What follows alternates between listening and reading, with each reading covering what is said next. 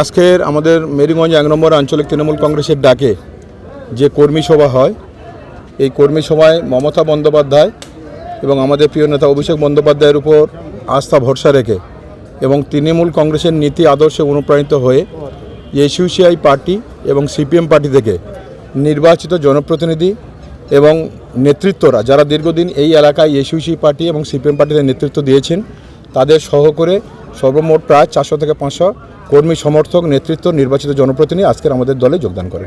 কোনো চাপে নয়, বিজেপির এই উগ্র সাম্প্রদায়িক যে দাঙ্গা বাঁধানোর কৌশল 1946 সালে ইংরেজ যেমন বাঁধিয়েছিল, আবার বিজেপি সারা ভারতবর্ষ থেকে এবার বাংলায় সেই আবার পুনরায় হিন্দু মুসলমান একটা দাঙ্গা বাঁধাতে চায়।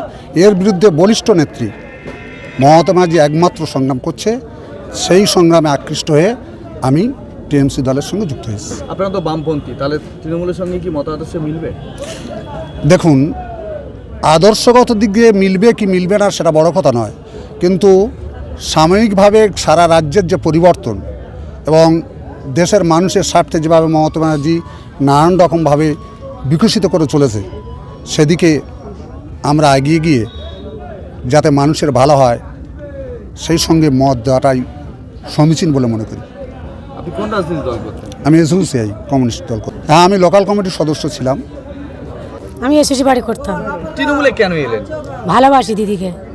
কি দেখলেন যে তৃণমূল ভালো? দিদি উপকারী করছে, ভালো দেখি সাহায্য করছে, দেখে শুনে আমরা এসেছি। বাচ্চা কাচ্চা সবাই ছোটোবেলা থেকে সব স্কুলে কেউ সব সাইকেল পাচ্ছে, কেউ টাকা পয়সা দিয়ে ব্যাগ ট্যাগ দিচ্ছে বা লক্ষ্মী ভাণ্ডার পাচ্ছে, তার জন্য করে। আপনি লক্ষ্মীর ভাণ্ডার পান? হ্যাঁ, দিদির উন্নতি দেখে এসেছি। আমি এসইউসিআই দল করতাম। তৃণমূলে যোগদান কেন করলেন?